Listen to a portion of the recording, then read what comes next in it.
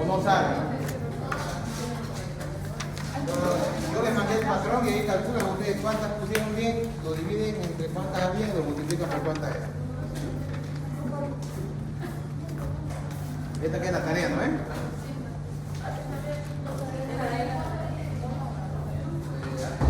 ¿Alguien más le falta su tarea?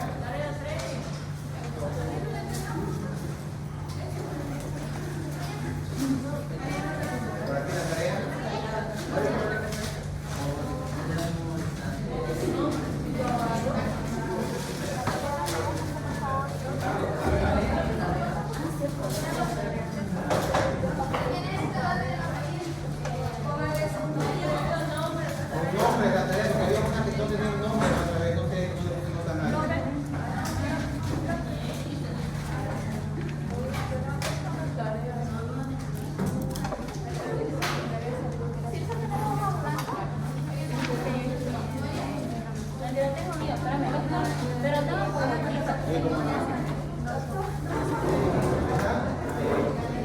¿Alguien más? Último llamado.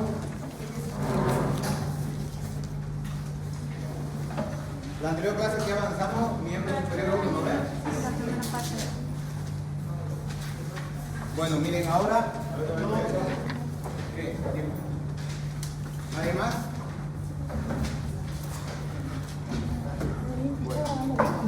Entonces ahora vamos a hablar de qué, de miembro superior, la parte 2, ¿ya? Entonces, ¿qué leyeron de lo que les dije que leyeran? Se olvidaron, ¿no? ¿Sí se olvidaron?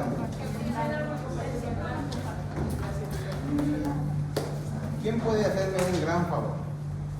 Ahí donde la secretaria del doctor Nakamura dijo que le puede dar un marcador y un borrador. Porque siempre me olvido.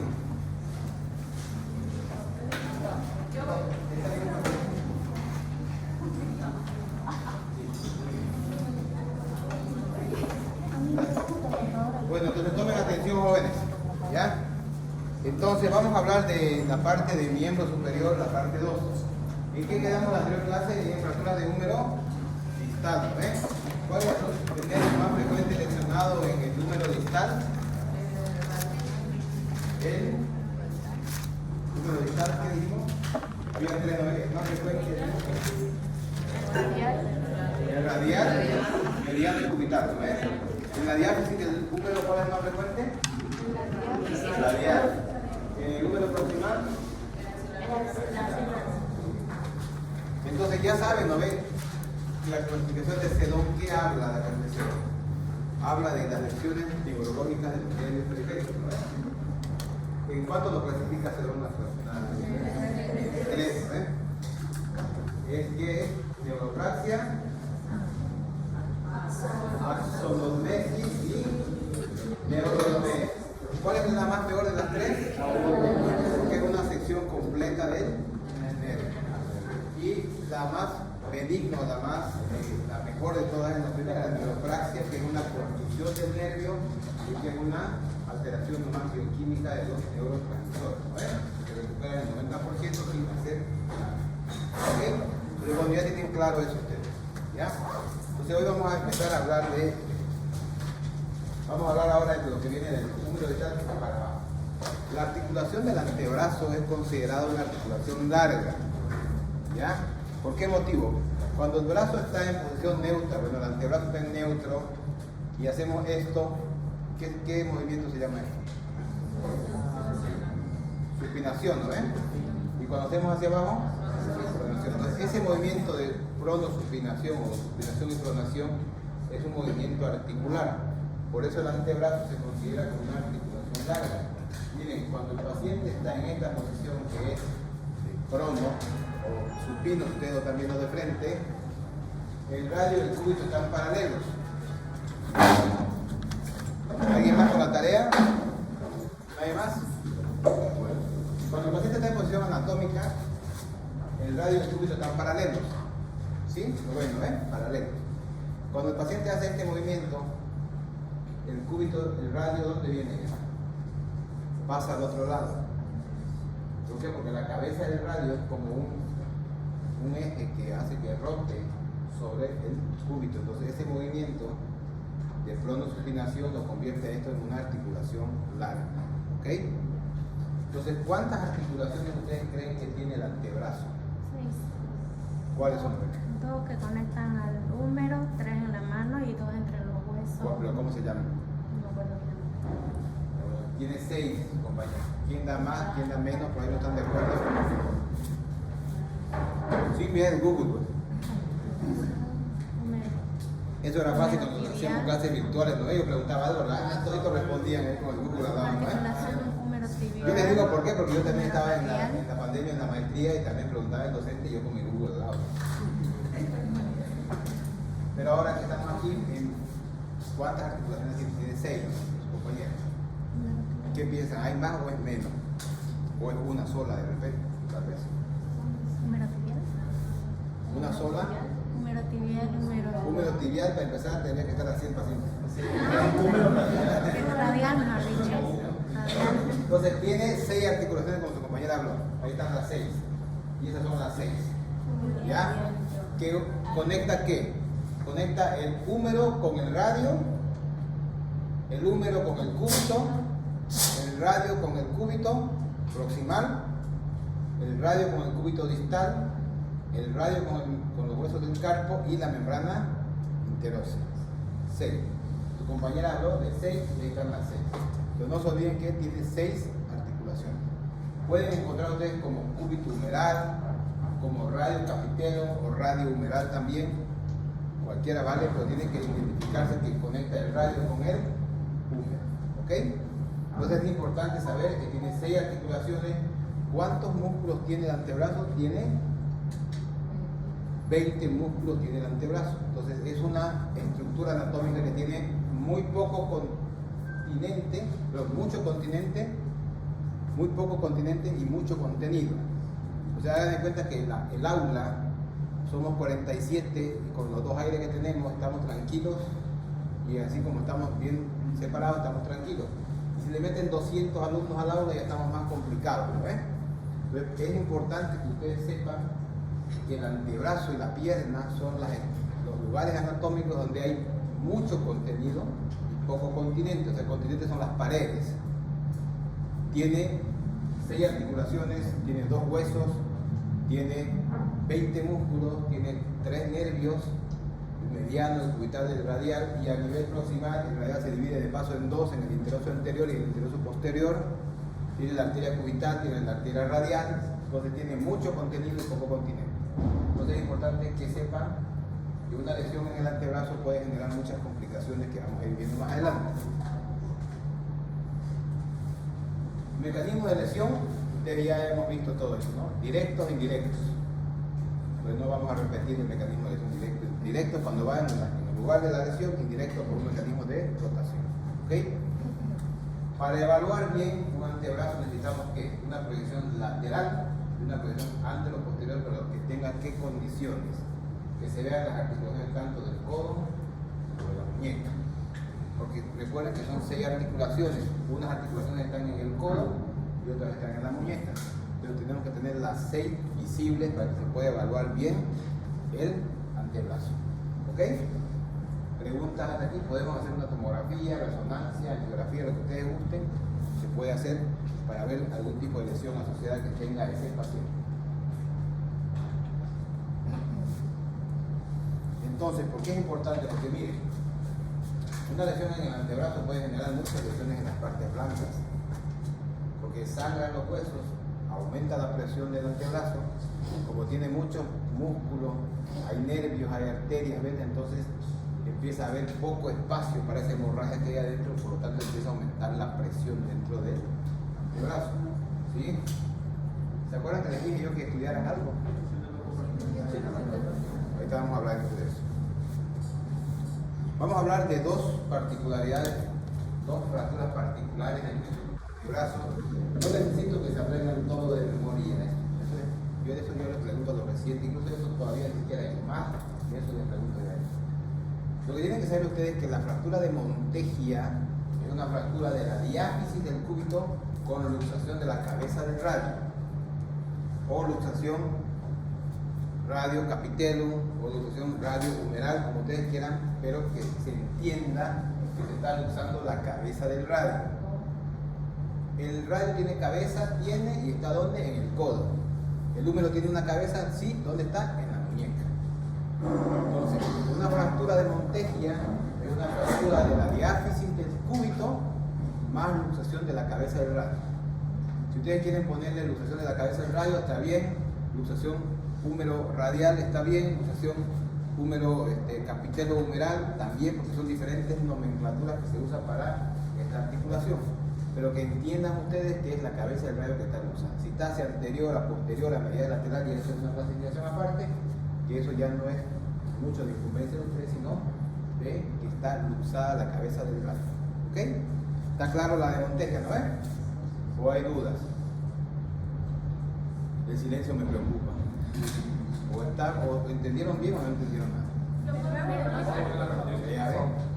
La fractura de Montegia, ¿qué significa? Es una fractura del antebrazo que involucra ¿qué? Fractura de la diáfisis del cúbito. Tiene que ser diáfisis cubital más luxación de la cabeza del radio.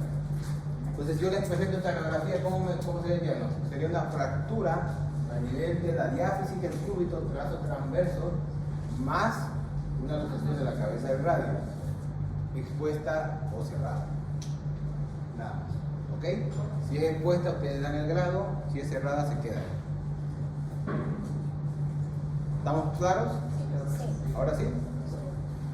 Ahora ya viene esta otra, que es de la diáfisis, que es lo contrario a lo que vimos hace rato. Es una fractura en la diáfisis del radio, más una luxación de la cabeza del cúbito, o la radiocubital distal. ¿Ok? Puede ser el trazo espiroideo, transversal o oblicuo, lo que ustedes quieran, pero tiene que ser en la diáfisis del radio. Y está luxada la radiocubital distal. ¿Pueden ver la diferencia, no es? Miren, tiene que ser, esta es la superficie articular del radio y esta es la cabeza del cúbito. Tendría que estar el cúbito a este nivel, ¿no? Esta es la carilla articular del cúbito que articula con esto. Esto tendría que estar aquí, ¿está? ¿Ok? Estoy yendo, ¿hay dudas con esta o no? Está más claro. Después ya si va hacia tipo 1, tipo 2, y esto ya es otra historia. ¿Ok? Entonces, ¿qué es el síndrome compartimental? Es voluntario que me diga qué es como concepto, porque tenemos que saber como concepto qué es el síndrome compartimental. ¿Quién sabe? ¿Quién se anima a hablar del síndrome compartimental? ¿Qué entienden por un síndrome? Porque esto es importante en este tema, es esto, saber los dos tipos de fracturas, saber cómo ver una articulación del antebrazo y reconocer un síndrome compartimental. Los dos lugares más frecuentes del síndrome compartimental son el antebrazo y la pierna, porque la pierna es igual que el antebrazo. No es una articulación, pero es un sitio anatómico que tiene dos huesos, tiene 18 músculos, tiene los nervios, las arterias y tiene muy poco continente y mucho contenido también. ¿Okay? Y la tibia sangra más si el radio es un poquito junto. Entonces, síndrome compartimental de antebrazo y síndrome compartimental de pierna son los más frecuentes dentro de las estructuras anatómicas del cuerpo. ¿Okay? Puede haber síndrome compartimental en cualquier parte, puede haber donde haya un compartimento y un trauma asociado. ¿Okay? Entonces, ¿cómo lo definen el síndrome compartimental? ¿Cómo lo entienden? ¿O lo han escuchado alguna vez? Ya lo han leído, porque les dije en la anterior clase que van a leer el síndrome compartimental. La presión que ejerce la sangre sobre.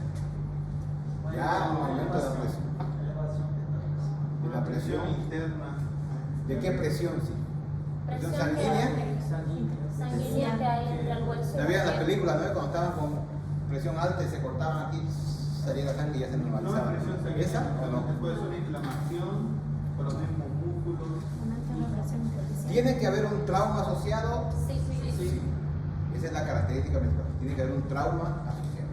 Entonces, ¿cómo se define síndrome compartimental? Se define como el aumento de la presión intersticial dentro de un compartimento osteomiofacial, que tiene que ser desde el hueso, el músculo, la fascia y la piel.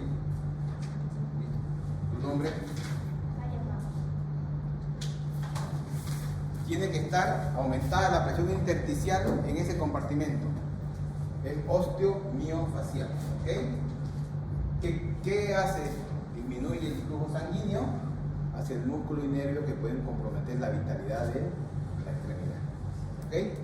Entonces, ¿cómo diagnosticar un síndrome compartimental? ¿Cómo creen que puede diagnosticar un síndrome compartimental? Con la 5P. A ver, vamos a ver. Entonces, espacio, acá me ven, ¿ya? Entonces, tenemos nosotros uno. Síndrome compartimental. ¿Ya? Diagnóstico. Primero tiene que haber, ¿qué? Un trauma. Cualquier tipo de trauma que ustedes quieran. ¿Sí? Segundo, esto sería como ¿qué? Como antecedente, ¿no?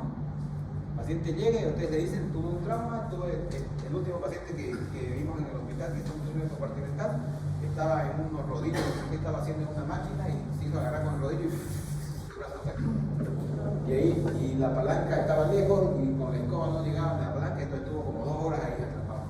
No había quien venga a ayudar. Las cámaras no vieron las cámaras y estuvo 2 horas y grite y nadie ve. Hasta que apareció uno y apagó la palanca y lo sacaron, y armaron la máquina y lo llevaron al hospital. Entonces, ¿tiene un trauma? Bien. Le hicimos rayos X, no había fractura. Entonces, ¿qué hacemos nosotros? ¿No hay fractura? ¿Alta de traumatología pasa a otro servicio o qué hacemos? Recuerden que la traumatología es el tratamiento de las patologías tanto articulares, tendinosas, musculares, óseas, de una estructura anatómica. ¿Okay? Pero ya tenemos que el antecedente del trauma. Y después la clínica, ¿cómo es la clínica? Porque el diagnóstico final es mediante un barómetro para medir la presión intersticial de ese compartimento. Pero no tenemos. No hay eso. No tenemos. Yo durante mi especialidad que hice tampoco teníamos en México uno para medir la presión intersticial. No había. Entonces nunca yo pude ver uno que midamos la presión y digamos, bueno, esta presión está elevada, así no lo compartimos. El diagnóstico es meramente clínico. ¿Ya? Entonces su compañera, ¿quién habló de la 5P? Usted no ve. Dime. A ver, vamos a ver. ¿Ibas a preguntarlo o yo? Pero vamos a poner 1P, 2P, 3P, 4P, 5P. Prohibido olvidarse, ¿sí? Porque esto es importante para ustedes en la atención primaria, si ustedes están en provincia, están en emergencia, son los que van a recibir al paciente. Y tienen que hacer el diagnóstico y inmediatamente llamar al especialista para que puedan hacer el tratamiento. ¿Okay? No, el tratamiento no es aire, eleve el bracito, hielito, no, eso no hay. Ya vamos a ver cómo se trata un síndrome compartimental. Entonces, a ver, la primera P, ¿qué es? Dolor. ¿Lo ven? Bueno, a ver, vamos a poner que es igual a dolor, ¿no ven? Pero este dolor, ¿qué características tiene? Palpita. A ver, proporcional a la fractura. pero ¿cómo más o menos? ¿Cómo lo explicaría? Es un dolor, su compañera dice proporcional a la fractura, es un dolor que es lo que ella quiere dar a entender, que es un dolor que va a aumentar, ¿ya? Y que es más fuerte que el de una fractura. Entonces es un dolor que va a ir en aumento. Si el dolor empieza a disminuir, probablemente no es síndrome compartimental. Pues si este dolor no para, sigue aumentando, pues es probable que tengamos síndrome compartimental. Pero ¿cómo podemos evaluar el dolor nosotros? ¿Cómo hacemos para evaluar el dolor? Entonces le preguntamos al paciente, ¿te duele más o le duele menos? Del 1 al 10, ¿cuánto le duele? Es el EVA, ¿no ves? Pero eso no sirve. Es subjetivo ese EVA. Puede ser que le hayan puesto analgésico y ya, me duele menos. ¿Cómo podemos hacer eso? A ver, ¿quién es voluntario? Ahí ven, Choco. Miren, ustedes tienen al paciente aquí, ¿ya? Tiene un trauma antebrazo. Entonces, el paciente está inmovilizado ahí y yo le pregunto, ¿le duele más o le duele menos? Me duele 5. El paciente baja el brazo aquí, le duele 7. Al momento de bajar el brazo, se congestiona más el antebrazo. ¿Por qué? Porque el retorno ya se dificulta. Entonces va a doler el brazo. Entonces no es una valoración. Entonces, ¿cómo tenemos que hacer nosotros? Es el paciente tratar de que agarramos la y hacemos una flexión dorsal de la muñeca. Si el dolor aumenta al hacer la flexión dorsal de la muñeca, es síndrome compartimental 100%. ¿Por qué motivo? Porque el compartimento póstero externo es el primero que se afecta, porque es el que tiene más músculos, menos espacio y el más delicado de todos. ¿Ok? Entonces, el primer compartimento que se afecta es el póstero externo. Entonces, si nosotros tenemos dolor al paciente y le duele, ustedes agarran la muñeca, le hacen un dolor dorsal, el paciente, el dolor aumenta y el paciente le quiere con el otro dar un poquito de brazo, ese es un síndrome compartimental declarado. Esa es la característica del dolor. No es solo me duele, hay que evaluar ese dolor. La segunda P, donde dejé por acá. ¿Pérdida de qué? Pero vamos a ponerlo en orden como va a aparecer. Validez no. Es la perfusión, ¿no ves? La perfusión. Entonces la perfusión va a estar alterada. Antes que se pierda el pulso, la perfusión empieza a disminuir. Ustedes cómo le evalúan la perfusión, me choquean, y en más de 2 segundos tenemos una alteración en la perfusión sanguínea. La tercera ya viene la parestesia, porque el nervio es más sensible que uno. Vienen las parestesias, luego viene ¿qué? La pérdida del pulso y viene la palidez. Cuando ya está la palidez instaurada es porque ya no hay circulación, no hay nada. Entonces son las P que tenemos que nosotros investigar en este tipo de pacientes. ¿Okay? Entonces ya una vez tienen todo esto, ojo que si no van a esperar a tener las 5 P para decir que es síndrome compartimental. Si ustedes tienen el dolor y el dolor aumenta con la flexión dorsal, no esperen encontrar los demás. Ya traten al paciente con un síndrome compartimental. Si ustedes diagnosticaron síndrome compartimental, tienen que ya empezar AINES, todo antes, ¿no? Pero el dolor a la flexión dorsal del antebrazo no pasa ni con AINES ni poniendo los brazos colgados. A mí me llamaron de un lugar, que no voy a decir dónde, lo tenían 6 horas al paciente con hielo, no sé qué, con el brazo elevado, y que el dolor no aumentaba, que está mejorando, no sé qué. Yo llegué nomás acá, hicimos esto, dolor. Porque ya estaba con palidez, ya estaba con pérdida de la perfusión, ya estaba con parestesia, ya estaba en complicaciones. Estos generalmente son ya complicaciones, desde la parestesia, el pulso y todo, ya son complicaciones que van a venir.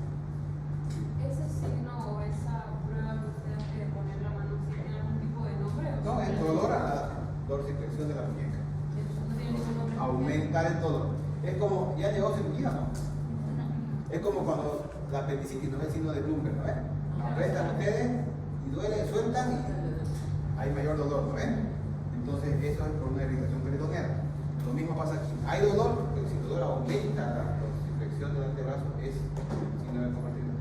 Porque al hacer esto nosotros estamos aumentando la presión del antebrazo. Si ya está aumentada y la aumentamos más, va a doler. ¿Y el dolor tiene que ser inmediato o hay que esperar unos 3 segundos? ¿Quién me está hablando? Ah, perdón. El dolor tiene que ser inmediato. Cuando hacemos esto, Sí. claro, o sea, está doliendo el paciente, haces esto y ya. Ahí empieza. Por el aumento de la presión. Por el aumento de la presión. ¿Ok? ¿Alguna más pregunta? La doctora ahorita habla de la 5P la parálisis. Es que ya la parálisis ya es una complicación. El músculo se paraliza ya. Ya sería complicación, digamos, ahí, ¿no? La complicación. Pero para hacer el diagnóstico tenemos que tener esto. Porque incluso la palidez o pérdida de pulso casi no son para diagnóstico, son complicaciones. Las primeras 3 son para diagnóstico. Sobre todo el dolor, no el dolor está en primero. Pero ¿qué dolor? El aumento a la flexión dorsal de la muñeca. Igual en la pierna, ustedes flexionan dorsalmente bien y duele, igual es síndrome compartimental. ¿Ok? Diagnóstico, síndrome compartimental. ¿Qué harían después de eso? ¿Y cómo es la vasotomía? ¿En qué consiste la vasotomía? La liberación de la presión.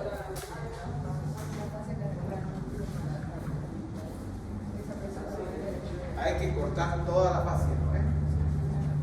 Pero tenemos que hacer ¿qué nosotros? Tenemos que liberar la presión de ese compartimento desde el tejido óseo hasta la piel. Entonces, si le cortamos la piel aquí arriba nomás, no sirve de nada. Entonces, tenemos que abrir el antebrazo, desde el codo hasta la muñeca. Y a veces pasando la muñeca, ¿para qué? Tenemos que liberar la presión de los 4 compartimentos que tiene el antebrazo. Tiene 4 compartimentos y hay que liberar los 4. Si por vía anterior no llegamos a los 4, abrimos vía posterior para llegar a un cuarto que está al final ahí para poder abrir. Tienen que liberarse y estar seguros que los 4 están libres. Liberan todo y yo digo, sí está bien, parece que está bien. Y mañana amanecen desglosado toda esta parte aquí porque no se liberó la presión de ese compartimento. ¿Ok? Bueno, parece que leyeron esta vez. Esto es parte de historia que ustedes ya lo saben. Ese es un antebrazo con síndrome compartimental. Vean cómo está. También ya tiene ya congestión venosa, edema, aumento de volumen, dolor. Ya está anestesiado el paciente. Miren, ahí está marcado desde dónde a dónde le vamos a abrir. ¿Ya? Y vean cómo lo que hacemos. Y vean cómo cambia la corazón de la mano. ¿Cambió o no cambió? ¿Por qué? Porque ya la circulación mejora. Los músculos están viables. Nosotros hacemos con el electrobisturí, le damos al músculo y el músculo se contrae, está vivo. Y revisamos todos los músculos que se contraigan. Contraen los músculos. Hay una anestesia que vamos a ver, el último que hicimos en el hospital, que le pusieron una anestesia especial, cosa que el paciente podía mover después la mano en media cirugía, ¿no? Para poder ver cómo estaban los dedos. Pero vean aquí algunas arterias que ya estaban, algunos trombos, cosas así. Entonces, y hay que abrir sin miedo, desde arriba del codo hasta la muñeca, como un pescado. ¿Y en la pierna sería lo mismo? Lo mismo, pero por la parte lateral y por la parte medial. Lateral y medial. Y después de eso ya, una vez liberado todo, bien lavadito todo, le ponemos así como está aquí, ¿no ven? Usamos a veces unos hilos que se llaman, que son los que usan para las pelotas, que son de lino. Usamos lino, usamos prolene, se llama, que es el lino de nylon más grueso que hay. Lo hacemos como si fuera un zapato, como una trenza de zapato. A veces le pasamos un clavo de quine por todo el borde de la herida y por ahí pasamos el hilo, como un zapato, y vamos jalando de a poco todos los días para que se vaya cerrando la piel. Porque al momento de abrir ellos así, la piel hace así, miren. Y cerrarlo esto, ni idea de realidad, no se puede cerrar. Pero lo que hacemos es tratar de cerrar lo más que se puede y todos los días va desinflamando, va bajando hasta que se cierre y podemos cerrar. ¿Ok? Había un paciente que, esta foto que le voy a mostrar que viene, yo lo saqué de un libro, no lo saqué no es uno de nosotros. Es un paciente que, cuando ustedes tengan un paciente con trauma de antebrazo, es prohibido colocar, contraindicado colocar un yeso circular. Porque el paciente está en terapia intensiva, no va a sentir dolor o no va a manifestar dolor. Si ustedes tienen una fractura de antebrazo no desplazada, dicen que eso va a quedar con un yeso, está bien. Pero cuando el paciente esté consciente, mientras tanto le ponen una férula, porque le ponen un yeso circular, no van a saber si está haciendo presión ahí dentro de ese yeso y el brazo también, y probablemente vayan a necrosarse el brazo. Paciente, la foto decía paciente que estaba en terapia intensiva con un trauma de antebrazo, pusieron yeso circular, después de 3 días empezó a salir un líquido medio raro por el yeso, quitaron el yeso y encontraron esto. Hizo un síndrome compartimental, no le dolía al paciente porque estaba entubado, nadie lo fue a ver y necrosó toda la extremidad. ¿Y qué creen que van a hacer ahora? Por arriba del codo, no por aquí, ¿no? Algo que se podía evitar. ¿Ok? Entonces es prohibido colocar yeso circular. Yo cuando tengo pacientes en terapia le digo a mis residentes, vayan a verlo todos los días al paciente. Tenemos una paciente grave en terapia que fuimos anoche, yo llegando al turno fuimos anoche a verla a la paciente. Yo cada vez que voy a verla porque necesitamos verla, porque a veces nos olvidamos de los pacientes, nos preocupamos porque están en nuestra sala, los de la terapia nos olvidamos. Entonces tenemos que ir a verlo todos los días para ver cómo están evolucionando los pacientes. ¿Ok? Este es un paciente de nosotros, miren, la contractura que tiene el brazo. ¿Sí? Tiene un síndrome compartimental de muñeca y de mano. ¿Qué hicimos? Liberamos por la parte dorsal la mano y por la parte volar todo lo que es el antebrazo. Entonces tenemos que abrir todo, miren, están los nervios, las arterias, tienen que verse todo, tiene que verse que está libre. Allá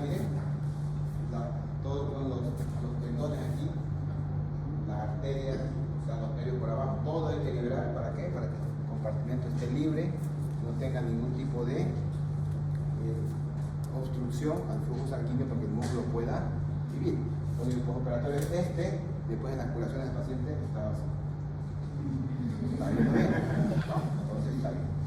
Este es el último que tuvimos en el hospital, es el que les conté yo que estaba atrapado en una máquina. Y digo, mire, tenía penas ya, la mano ya está así. ¿Por qué? Porque ya el músculo empieza a sufrir y empieza a contraerse y empieza a hacer la mano así. En la historia que decía adelante se llamaba contractura isquémica de Volman, se llamaba en el año 1881, la describieron en la guerra, traumas de antebrazo, los pacientes quedaban así. Entonces decían, algo está pasando aquí adentro, que después de esto la mano se queda así, entonces el paciente empieza a hacer así. ¿Por qué? Los músculos empiezan a necrosar, porque el compartimento posterior extiende los dedos, el que primero sufre, entonces los músculos dejan de funcionar. Los anteriores todavía están vivos, jalan y la mano queda así. Entonces esa es una de las características de un síndrome compartimental. Miren, ¿qué hicimos nosotros en el hospital? Miren, lo abrimos toda la parte anterior. Y por esta vía pudimos nosotros liberar los 4 compartimentos y estábamos seguros de que estábamos libres de los 4 compartimentos y le hicimos una filmación para ver cómo estaba bien. Y el paciente y extendía los dedos. Ya no estaba haciendo. Ya no estaba así. Entonces eso es importante ver que los músculos se están moviendo también ahí. ¿Bien?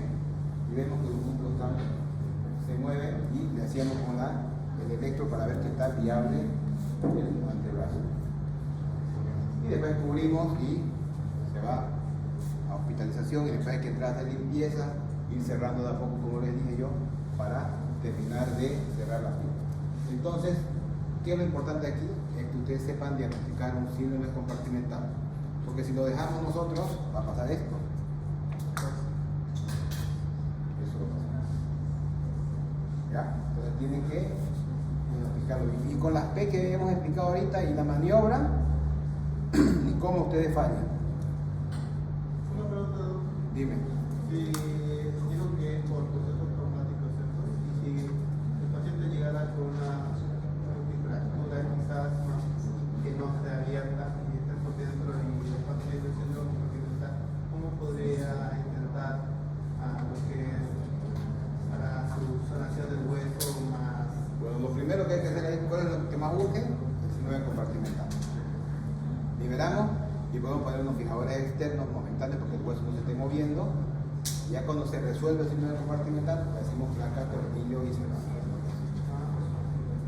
Obviamente eso hacemos en la pierna, ponemos un fijador en la tibia, le abrimos el compartimento, lo liberamos todo, se resuelve el síndrome compartimental, se pone un clavo, placa, tornillo, lo que tengamos que poner y se va cerrando de a poco después la fascia del... ¿Ok?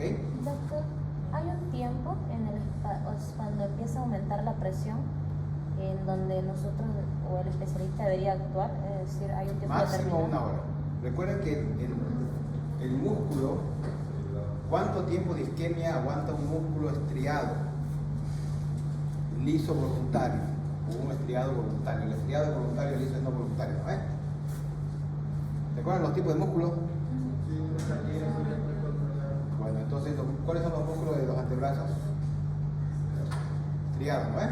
Ese músculo, ¿cuánto tiempo dura o aguanta la isquemia? Porque el músculo cardíaco aguanta 5 minutos, máximo. Al minuto ya hay necrosis, ¿no ves? Por eso la reanimación hay que hacerla antes del minuto del paciente, ¿no ves? Pero un músculo de la estriado aguanta hasta 120 máximo en tiempo de isquemia. Pero nosotros tenemos que ser cautos, porque el paciente ya tiene un trauma, entonces ya tiene una lesión muscular. Entonces tenemos que máximo en una hora resolver. Estos pacientes cuando llegan así no te van a pedir laboratorio, no te van a pedir que tenga ayuno, que no sé qué, que más acá. Estos pacientes llegan, tienen complementar boleta al quirófano, pasarlo. Solamente una embarazada que tenga riesgo de muerte fetal y muerte materna puede ir primero. Un trauma de cráneo severo con una hemorragia que sea para drenar paciente joven potencialmente recuperable puede ir primero, después va esto. ¿Ya? Entonces hay que actuar antes de la hora para que el músculo viva y el nervio también viva, pues no sirve nada una mano que no tiene ni siquiera función. Está viva la mano pero no mueve. Pasa la hora, se empiezan a cruzar eso. Claro. ¿Ok? ¿Dudas, preguntas? Ahora vamos a hablar un poquito de la parte de la fractura de radio distal. Vamos a mencionar que el mecanismo de lesión más frecuente es este: hiperflexión dorsal de la muñeca y carga axial. Está caminando uno y se cae, ¿no? Pone la mano primero, entonces el trauma en la muñeca. Fractura del extremo distal del radio, ¿sí? Hay diferentes tipos de fracturas de acuerdo a dónde se va el fragmento y cada uno tiene un nombre. La más frecuente es la D. Esa es la fractura más frecuente. Muchos de ustedes ya les ha tocado ver, ¿no? Reducciones, ¿no ven? Sí. Han puesto anestesia, la manipulan, la traccionan y le ponen una férula y ya. Entonces, la fractura de Cole es la más frecuente. Y vean que de acuerdo a la conformación de este tipo de lesión es que le dan un nombre. Pero todas son de radio distal. La de Coles y la de Smith son metafisarias, las demás son epifisarias y metafisarias. ¿Ok? Pero la de Coles y de Smith son meramente metafisarias. Pero ¿cómo sería el diagnóstico de esta de aquí? ¿Se ve, no? ¿No se ve? Se ve, ¿cómo se ve? A ver, ya les voy a dibujar. El hueso.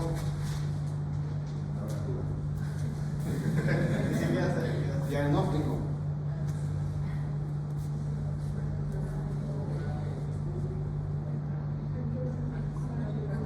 Fractura De cúbito, metáfisis del hueso, corte transversal. ¿Cómo? A ver, de nuevo fuerte.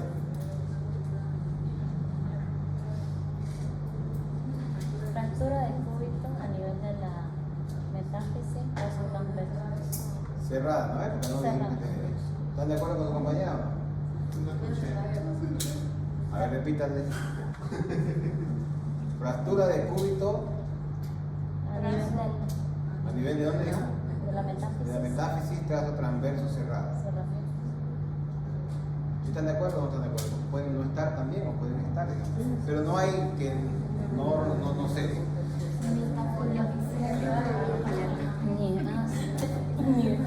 Eso ya. De que está en la metáfisis, está en la, no discutan si está en la metáfisis, está en la metáfisis, está en la metáfisis. Sí.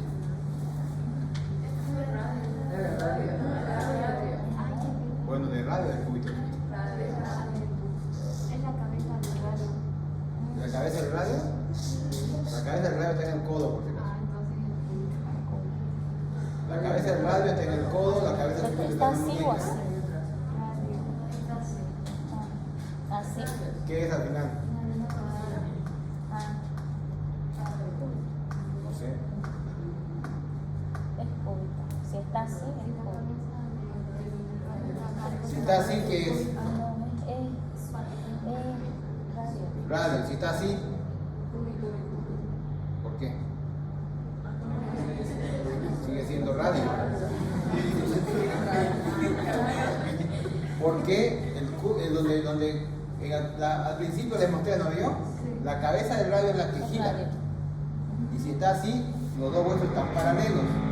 Si está así, el radio está allá por dentro, dijimos. Pero ellos van juntos. Pero bueno, al final, ¿qué es? Radio cúbito. Radio. Ya cambiaron de opinión. Sí, es radio. Miren, en el codo el hueso más ancho es el cúbito. Y en la muñeca el más ancho es el radio. Ahí está otro tip para que no le vayan a fallar, porque es radio. ¿Ya? El hueso más ancho del codo, cúbito. El más ancho del radio, pero de la muñeca es radio. Y además, la que está con el pulgar es el radio. La que va con el pulgar es el radio siempre. Entonces sería fractura de radio a nivel de la metáfisis, trazo transverso cerrada, ¿no ven? Esa es la fractura de Coles. Tiene una particularidad la fractura de Coles que se ve en los pacientes como si fuera un tenedor invertido, así. ¿No ven? Se llama deformidad en dorso de tenedor. Así se va a ver la muñeca, está así. La muñeca está así, tiene aquí y va así. Como si fuera un tenedor al revés. ¿Ya? Área de radio. Realmente todas son tratamientos no quirúrgicos. Si hay que hacer una reducción, ustedes han visto, ¿no? Cómo hacer una reducción allá. Pueden al paciente, después cosa que se alinee el antebrazo, ponemos una férula o un yeso. Lo que tenemos que evitar es dejarlo en máxima flexión a la muñeca. Porque si lo dejan así, esto generalmente ocurre en 6 semanas. Si lo dejamos así 6 semanas, en el momento de que el paciente le quiten el yeso, al hacer esto, todo esto de aquí está contracturado.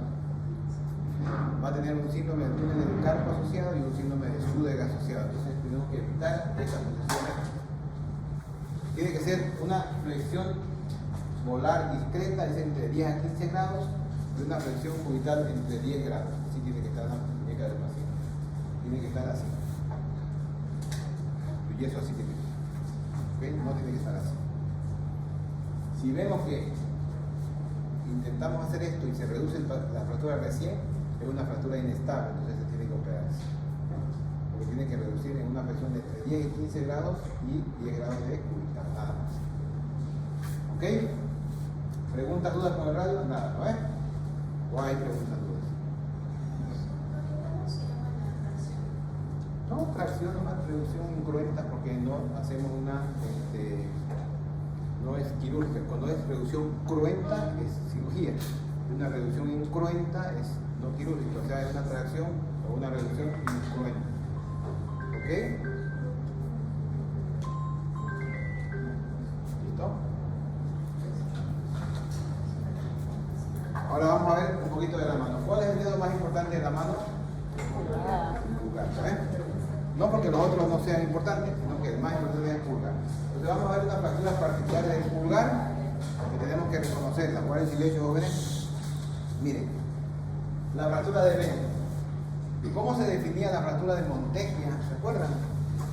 A ver.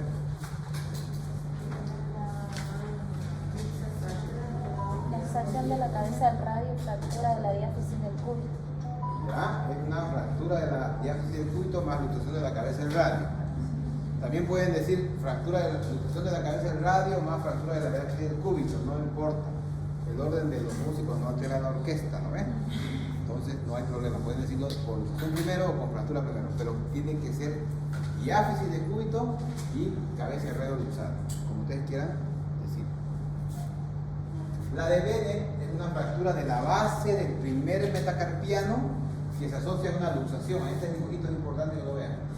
Hay un tendón que se inserta en la apófisis estiloide del primer metacarpiano, que es el aductor largo del pulgar, que cuando se fractura se queda este fragmento de hueso fijo aquí y este tracciona, lo luxa, lleva.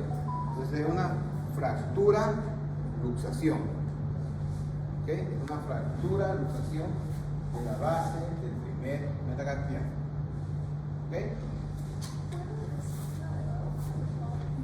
Una fractura luxación de la base del primer metacarpiano. Base del primer metacarpiano. El tratamiento es quirúrgico, sí o sí, porque tenemos que recuperar la funcionalidad completa del primer dedo de la mano.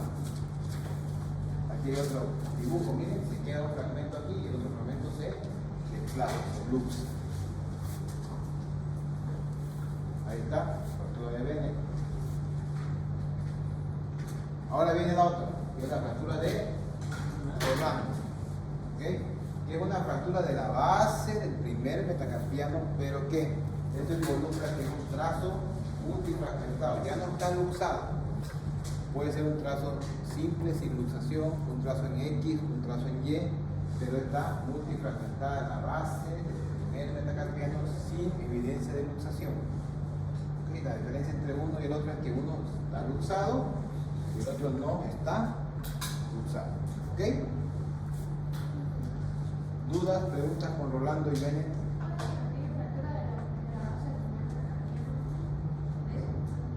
Trazo multifragmentado pero que no tiene luxación. Puede ser trazo simple también. Ojo. ¿Ya? O sea, puede haber un trazo simple y no está luxado en una Rolando. Trazo simple luxado, Bennett. Trazo multifragmentado es Rolando. ¿Okay? Porque no se va a luxar. ¿No ve qué? Es que veo la discontinuidad de ¿Ya? pero ¿No ve la luxación o cómo? Aquí está, ¿ya? Yo tampoco lo veo. La fractura es esta. ¿Ya? Entonces está está ahí, se fracturó, pero no se ha movido. Ya, está ahí rolando. Y la de Bennett está aquí, ¿verdad? Se fractura, dice. Este fragmento de aquí, creo que voy a empezar por aquí, este fragmento de aquí está separado porque aquí hay un tendón que va jalado. Entonces se luxa. Fractura, luxación de la base del primer metacarpiano. Vean que se movió, ¿no ven? Igual que la foto aquí.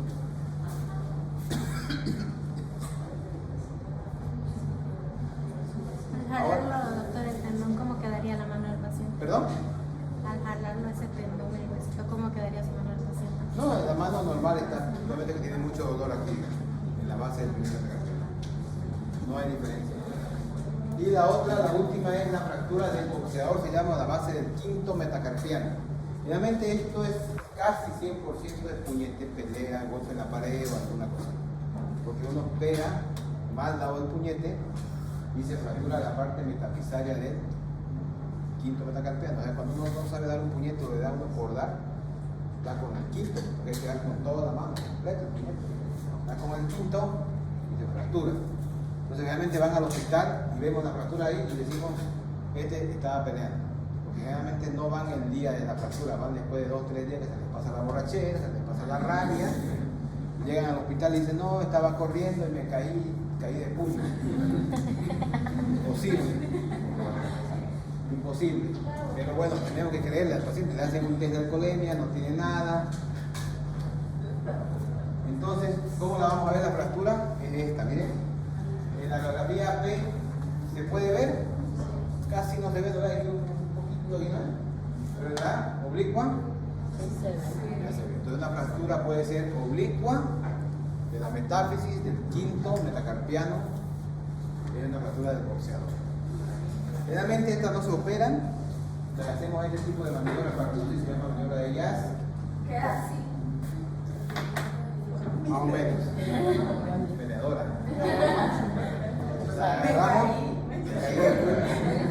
agarramos la mano y tienen que ustedes tratar que el paciente haga un puño y ver que todos los nudillos sean parejos.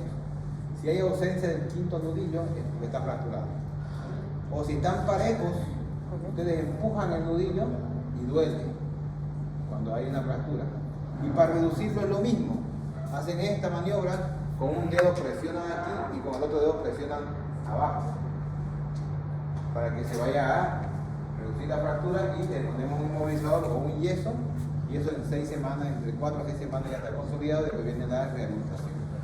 Solamente se opera si el paciente es, digamos, no sé, un tenista profesional, un arquero, fútbol americano, no sé, cosas que hace con la mano y necesita recuperarse más rápido. Porque el quinto dedo tiene como 8% de funcionalidad en la mano y una fractura que esté un poquito angulada, nada, no te va a provocar ninguna discapacidad en la mano. A veces un poquito de dolor, a veces al escribir, al acercar la mano, puede molestar, pero nada. ¿Ok? Doctor, ¿qué maniobra decía para Jazz. J es jazz. Como jazz así. ¿Ok? Esa es la última. ¿Preguntas, dudas, jóvenes? ¿Nada? Bueno, entonces la siguiente clase vamos a avanzar fracturas de cadera, estudien cadera. ¿Verdad? El examen creo que está por el 20 de abril, ¿no? Hace faltar.